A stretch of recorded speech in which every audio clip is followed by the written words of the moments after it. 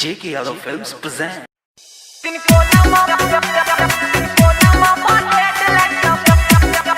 JK Yadav Films.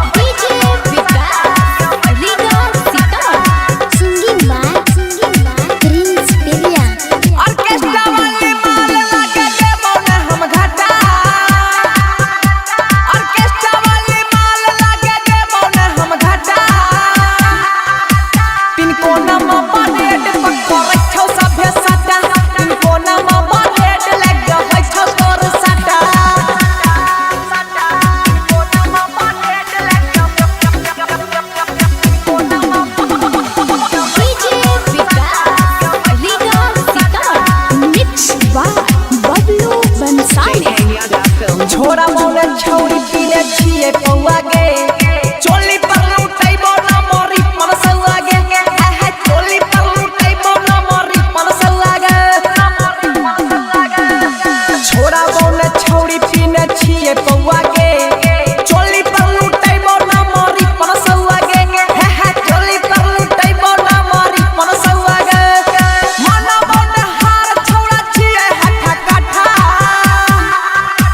तीन कोना में बालेट पक्का रखो सभे सटा तीन कोना में बालेट लग गया है छोर सटा JK Yadav Films.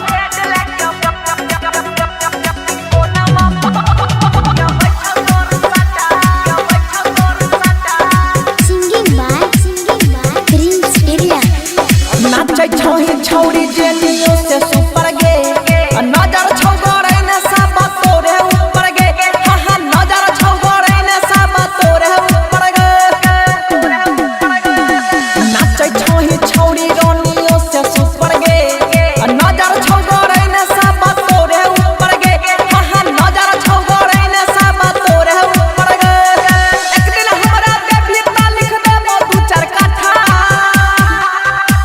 तीन कोना में बालेट पक्का रखो सभे सटा तीन कोना में बालेट लग गया है छोर सटा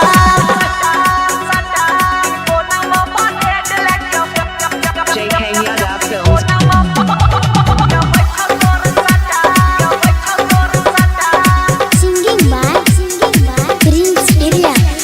खुलला छौ छौरी तोरा चोली के हुक्का गे सगरे सट्टा होय छौ छौरी तोरे हुक्का गे है सगरे सट्टा होय छौ छौरी तोरे हुक्का गे खुलला छौ छौरी तोरा चोली के हुक्का गे सगरे सट्टा होय छौ छौरी तोरे हुक्का गे है सगरे सट्टा होय छौ छौरी तोरे हुक्का गे राइटर लक्ष्मण मिथुन के चलै त गोली काटा तीन कोना में बालेट पक्का रखो सभे सटा तीन कोना में बालेट लग गया है छोर सटा